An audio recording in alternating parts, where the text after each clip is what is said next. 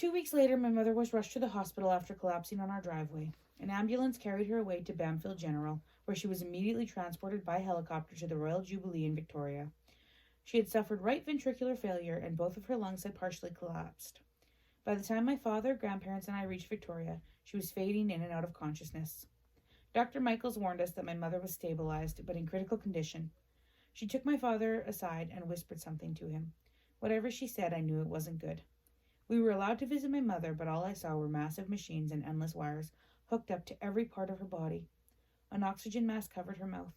Her eyes were closed, and we heard the soft puffing of the respirator and the unsteady beating of her heart on the monitor. Puff, puff. My father stepped toward the bed. He lifted one of my mother's hands and rubbed his thumb along the side of her wrist, barely grazing the intravenous tube that was injected under her skin. What did Dr. Michaels say? I asked fearfully. She's worried Mum may become comatose. What's that?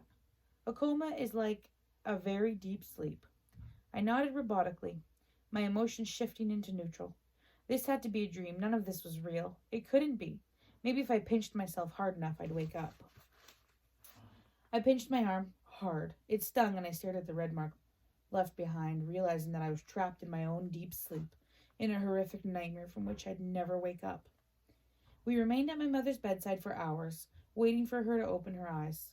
Dr. Michaels and a handful of nurses checked on her constantly, but we barely noticed them. Nothing existed except my mother.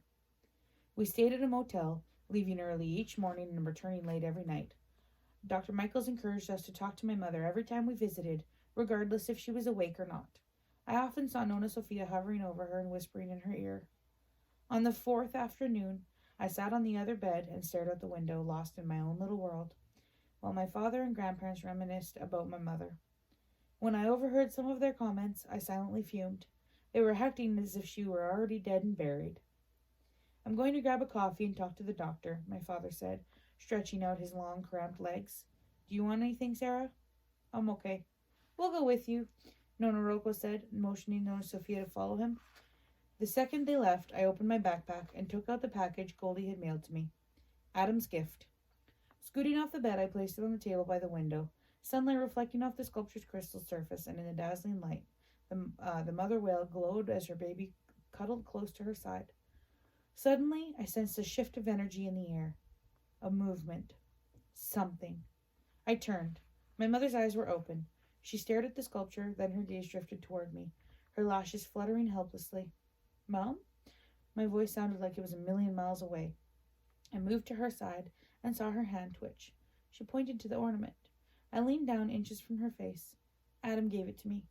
I'm positive she smiled, and a hesitant smile lit my own face. When he gave it to me, I whispered. He kissed me. I studied her carefully, memorizing every line and angle of her beautiful face. Her brown eyes drifted shut and her mouth moved. Leaning over her, I thought I heard her say something. I hugged her fiercely, rested my head on her chest, and listened to the faint beating of her heart. Pa-pum, pa-pum. I dozed. Pa-pum, pa-pum. Pum. I was woken abruptly by an alarm shrieking in my head, a flurry of activity surrounding me as the doctor and two nurses flew into the room. Take Sarah outside, Dr. Michaels ordered. Now. A large-framed nurse peeled me away from my mother, and I was escorted to the hallway. I stood outside the door and waited alone, trembling with apprehension. When I heard something crash to the floor, I jumped. Sarah? My father ran down the hall toward me, my grandparents not far behind. An attendant blocked the doorway to my mother's room. She told my father that he couldn't go inside. I saw the torment and terror in his eyes. Then he crumpled into a chair, helpless and afraid. Mum woke up, I said woodenly. He didn't answer. Frantic with fear, I strained to hear what was going on inside the room. The alarm had stopped screaming, and I heard Dr. Michaels issuing abrupt commands. 20 minutes later, she walked out of the room. Her expression was bleak. Daniela is in a coma. My grandparents sat stone still, my father too. The door to my mother's room opened. I saw a nurse leaning down to pick something up off the floor. The woman glanced at me, a sad look on her face. Then she frowned at the floor, and my eyes followed. I sucked in a breath and jumped to my feet. No! My beautiful crystal ornament was in pieces, destroyed. Dr. Michaels touched my shoulder. I'm sorry, Sarah. We accidentally knocked it off the table in all the confusion. I rushed toward the door, but my father grabbed me. It's broken, I wailed. You have to fix it. The nurse carefully collected the shards of glass and wrapped them in a white cloth. Placing it on the table beside me, she crouched by my chair. All it needs is a little glue, honey, and it'll be right as rain. I knew the woman was trying to be kind, but all I thought of was how awful my life was. Nothing will ever be right, I said with a sob. Devastated, my father and I returned to our motel room. I crawled into bed and fell asleep while she sat hunched over the desk with a bottle of glue, while he sat hunched over the desk with a bottle of glue in one hand and the shards from the shattered sculpture in the other. He painstakingly glued every broken piece back together again. Then he set the ornament on the nightstand so that it was the first thing I saw the next morning. All it needs is a little glue. Years later, my father told me how he had crept outside the motel room and collapsed, sobbing, against the door. Nana showed up at the hospital the next day, and she wisely took me away from all the machines and chaos. We bundled up warmly, strolled across the street to a park, and sat at a picnic table under the trees near a small fountain. Seagulls squawked nearby, fighting greedily over scraps of food someone had left behind. Mum's not going to wake up, Nana, I said anxiously. She nodded. Yes, I know you. The Great Spirit is ready to take her home. She took both my hands in hers. It is time, little one. Time to let her go, so that her spirit can fly free. You have to be willing to release her, or she'll be trapped between both worlds. But Nana, I moaned, I don't want her to go. I lowered my head to the table, and tears began to flow. I was lost in a world of pain and suffering, yet all around me was life. I heard children laughing, birds singing, and the fountain babbling. And I resented them all. Have I told you about Seagull and the coming of light? Nana asked, her frail hand stroking my hair. I shook my head against the table. The Great Spirit gave the first people small, carved cedar boxes, she began. One filled with water that rose to the sky and formed clouds. The clouds emptied onto the ground and created streams and rivers. Another box held all the mountains, and another held the seeds of every growing thing. The next box held the wind, which blew the seeds and scattered them around the earth, throughout the earth. They all opened their boxes. Everyone, that is, except Seagull. I raised my head slowly. How come he didn't open his? Seagull wasn't ready to give up his box. He wanted to keep it all to himself. He held his box tightly, refusing to open it, and in his box he held all the light of the world. And that is why, in the beginning, there was only darkness. She paused, and we watched a lone seagull cautiously waddle toward us. It stopped from time to time and cocked its head to one side, staring at us. So what happened, Nana? I asked, eyeing the bird.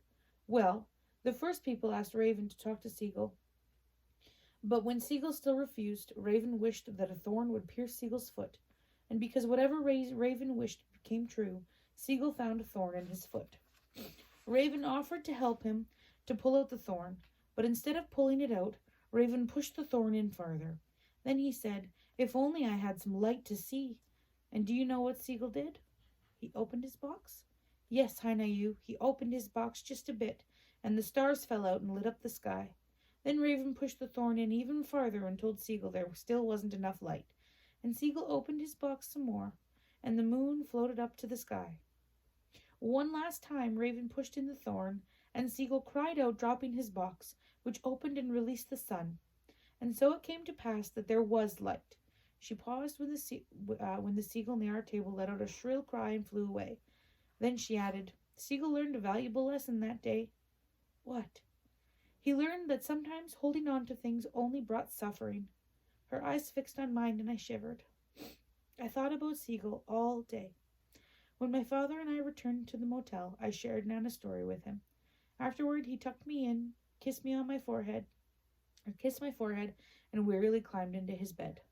Good night, Sarah, he called from the dark. I stared up at the ceiling and listened to the unfamiliar sounds around me. I heard rowdy voices outside, followed by thunderous footsteps that clanged up the iron staircase.